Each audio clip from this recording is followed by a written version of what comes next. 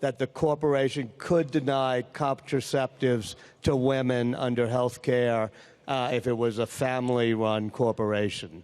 Well, I obviously disagree. I disagree with the reasoning as well as the conclusion.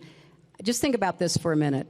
It's the first time that our court has said that a closely held corporation has the rights of a person when it comes to religious freedom, which means that the corporation, and closely held are often family-based, not exclusively, but usually, that the corporation's employers can impose their religious beliefs on their employees, and of course, denying women the right to contraception as part of their health care plan is exactly that. I find it deeply disturbing that we are going in that direction. And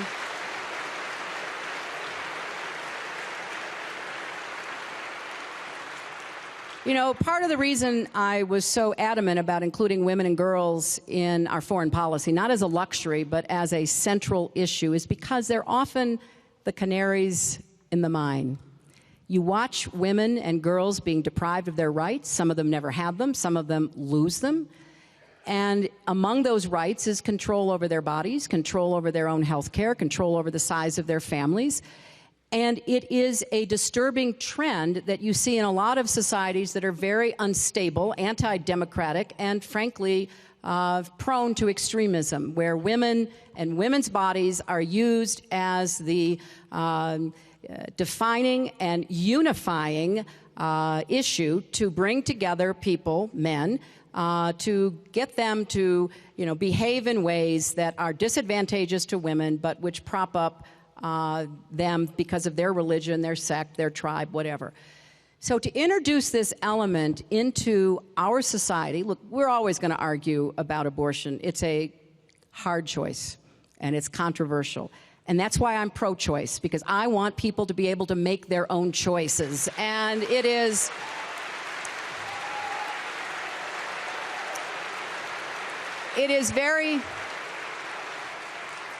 very troubling that a sales clerk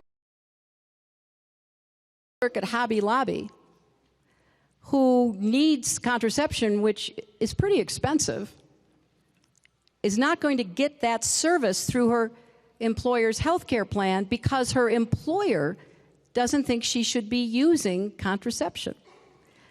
I know it's a spectrum, but all these kinds of decisions about women and women's rights and women's bodies and women's roles are on that spectrum. Thankfully, we're far away from a lot of countries that don't even issue birth certificates to girls because they're so worthless. Why record their births?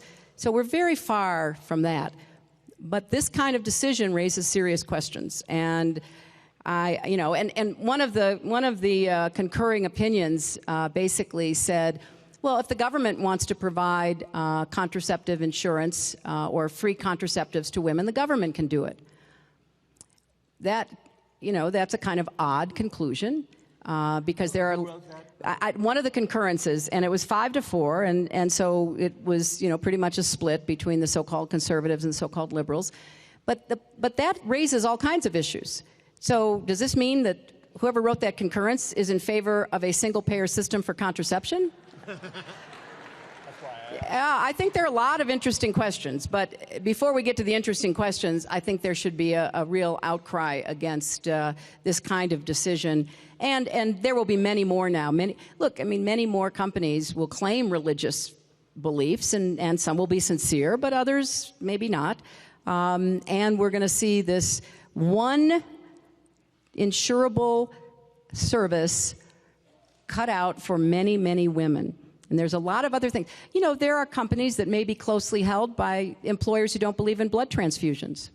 That's a religious belief that certain people hold. So does that mean if you have need for a blood transfusion, your insurance policy doesn't have to cover it?